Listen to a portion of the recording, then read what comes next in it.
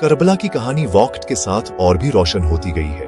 ये सिर्फ एक जंग नहीं बल्कि हक और बातिल यानी सच्चाई और जुल्म के बीच की लड़ाई है।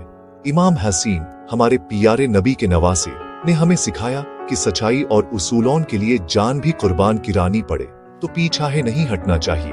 करबला हमें बताती है कि ताकत और दौलत हमेशा नहीं जीतते, असली जीत सच्चाई और सब्र की होती है। इमाम हुसैन के साथ सिर्फ बेहतर लोग थे, लेकिन उनके हौसले ने साबित कर दिया कि तादाद से ज्यादा अहमियत हिम्मत और सच्चाई की होती है। ये दास्तान पूरी इंसानियत के लिए सबक है। हमें हमेशा मजलूम के साथ और जालिम के खिलाफ खड़ा होना चाहिए, चाहे उसकी कीमत कुछ भी हो। जब यजीद जैसे जालिम ने इमाम हुसैन से अपनी गलत बातों को मानने को कहा तो उन्होंने साफ इनकार कर दिया। मैं अपना सिर कटा सकता हूँ, लेकिन जालिम के आगे झुका नहीं सकता। करबला की जमीन आज भी उन शहीदों की गवाही देती है जिन्होंने जुल्म के आगे सिर झुकाने से इनकार कर दिया। आज भी जब हम करबला को याद करते हैं तो ये कहानी हमें हिम्मत देती है कि मुश्किलों का सामना बहादुरी से करें। इमाम हुसैन का चिराग आज भी रोशन है और हमें ये पैगाम देता है कि अंधेरा का ताना भी घुना हो, उम्मीद की एक किरण उसे मिटा सकती है। करबला को समझने के लिए इस दौर के हालात जानना जरूरी है। नबी के बाद इस्लामी हुकूमत में इंसाफ था, लेकिन हजरत अली की शहादत के बाद बादशाहत का निजाम शुरू हो गया जो इस्लाम की रूह के खिलाफ था। इसी दौर में यजीद नाम का शख्स बादशाह बना, एक जालिम जिसे इस्लाम के उसूलों की कोई परवाह नहीं थी।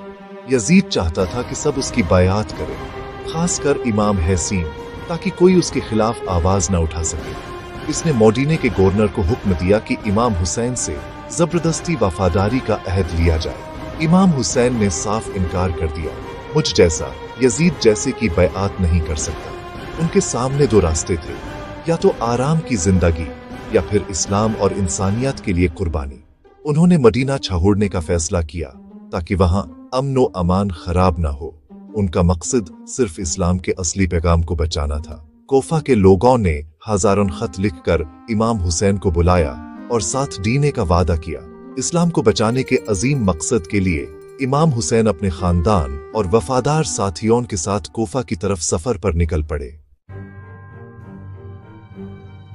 इमाम हुसैन का सफर मदीना से शुरू हुआ। अपने नाना के शहर को छोड़ना उनके लिए बेहद मुश्किल था, लेकिन मकसद बड़ा था, इस्लाम को बचाना। उनके साथ उनका खानदान और कुछ वफादार साथी थे। ये कोई फौज नहीं बल्कि अमन और सच्चाई का काफिला था। मक्का में भी उन्हें यजीद के जासूसों का खतरा था, इसलिए उन्होंने हज को उमारे में बदला और कोफा की तरफ बढ़े। सफर बेहद मुश्किल था। तपती धूप, पानी की कमी और रास्ते में ये खबर कि कोफा के लोग डर गए हैं और वादा तोड़ चुके हैं। उनके नुमाइंदे मुस्लिम बिन अकील को भी शहीद कर दिया गया। इमाम हुसैन ने साथियों को इजाजत दी कि जो चाहे लौट जाए, लेकिन कोई भी उन्हें छोड़ कर नहीं गया। ये छोटा काफिला अब सिर्फ इन लोगों का था जो हक के लिए जान देने को तैयार थे। करबला की जमीन पर पहुंचते ही यजीद की फौज ने उन्हें घेर लिया और फुरात का पानी बंद कर दिया। अब जुल्म की इंतहा शारुआ हो चुकी थी। करबला के रेगिस्तान में इमाम हुसैन के काफिले को घेर लिया गया।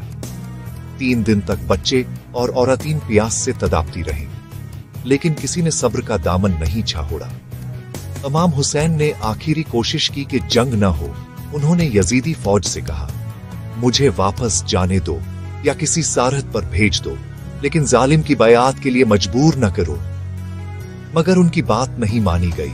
जब हर रास्ता बंद हो गया तो इमाम हुसैन ने हक के लिए लड़ने का फैसला किया। आशूरा की रात इमाम हुसैन ने साथियों से कहा, जो जाना चाहे चला जाए, लेकिन सबने कहा, हम आप पर अपनी जान कुर्बान करेंगे। इस रात सबने इबादत में गुजारी, अल्लाह से हिम्मत और सब्र की दुआ की। दूसरी तरफ यजीद की फौज जश्न मना रही थी। उन्हें अंदाजा नहीं था कि वो तारीख का सबसे बड़ा जुल्म गिराने जा रहे हैं। सुबह होने वाली थी। हक और बातिल के बीच आखिरी जंग का वक्त आ गया था। आशूरा की सुबह इमाम हुसैन ने याजीदी फौज को आखिरी बार समझाने की कोशिश की। मैं तुम्हारे नबी का नवासा हूं, क्या तुम्हें उनकी बात याद नहीं? कुछ के दिल पासीजे और हर इमाम के कदमों में आकर पहले शहीद बाने। जंग शुरू हो गई। एक तरफ हजारों का लश्कर, दूसरी तरफ मुट्ठी भर भूखे पियासे लोग। इमाम हुसैन के साथी एक एक कर शहीद होते गए। इमाम के बेटे अली अकबर, जिनकी शक्ल और आवाज नबी से मिलती थी, भी शहीद हो गए। हजरत अब्बास काफले के अलमदार बच्चों के लिए पानी लाने गए। मुश्क भारी, लेकिन खुद एक कतरा भी न पिया। दोनों बाजों के मुश्क से पानी बह गया और वाहिन शहीद हो गए। इमाम हुसैन ने जंग के मैदान में भी नमाज ज़हर नहीं छोड़ी। नमाज के दौरान भी तीर बरसते रहे।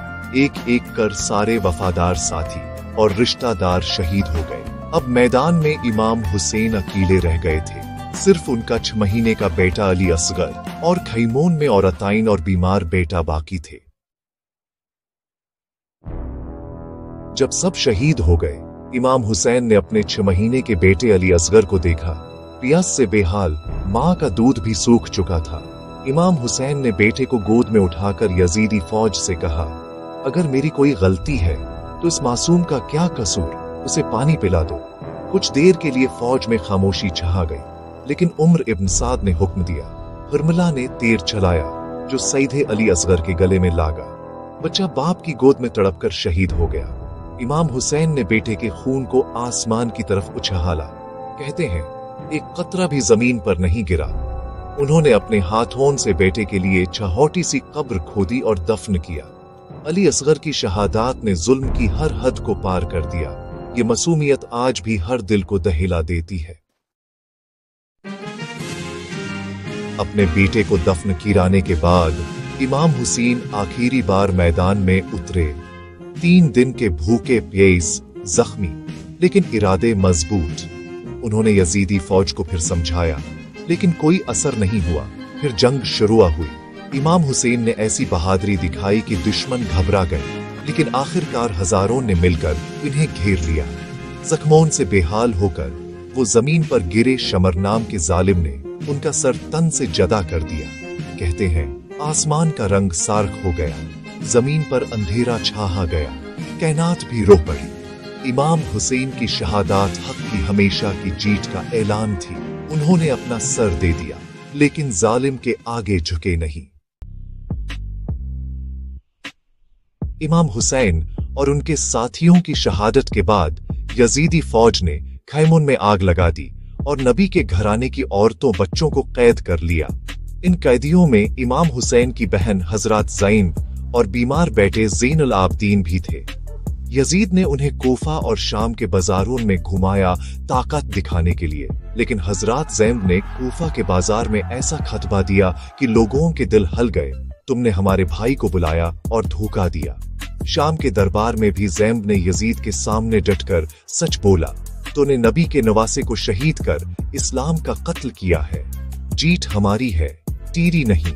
ज़ैनब और ज़ैनुल आबदीन के खातबों ने यजीद की जीत को हार में बदल दिया। लोगों के डायलों में बागावत की आग जल उठी। आखिरकार यजीद को नबी के घराने को इज्जत के साथ मदीना भेजना पड़ा। ज़ैनब ने करबला का पैगाम दुनिया तक पहुंचाया। करबला सिर्फ आंसू बहाने के लिए नहीं, बल्कि एक दरसगाह है। हमें हमेशा जुल्म के खिलाफ आवाज उठानी चाहिए, चाहे जालिम का ताना भी ताकतूर हो। इमाम हुसैन ने दिखाया कि दीन और उसूलों पर कोई समझौता नहीं। इज्जत की मौत जिल्लात की जिंदगी से बेहतर है। करबला का दूसरा पैगाम है सच्चाई और सब्र की ताकत। 3 दिन की भूख प्यास, अपनों की शहादत, लेकिन सब्र नहीं छोड़ा। यजीद के पास ताकत थी, लेकिन आज उसका नाम नफरत से लिया जाता है। इमाम हुसैन का नाम इज्जत से। करबला इंसानियत का सबक भी देती है। इमाम हुसैन पूरी इंसानियत के लिए लाडे, इंसाफ और आजादी के लिए। दुनिया के बड़े लीडर भी उनकी कुर्बानी को सलाम करते हैं। ये हमें एक बेहतर इंसान बनने की तरगीब देती है। आखिर में करबला उम्मीद का पैगाम है। अंधेरा का ताना भी घना हो, सुबह ज़रूर होती है। इमाम हुसैन का चिराग क़यामत तक रोशन रहेगा।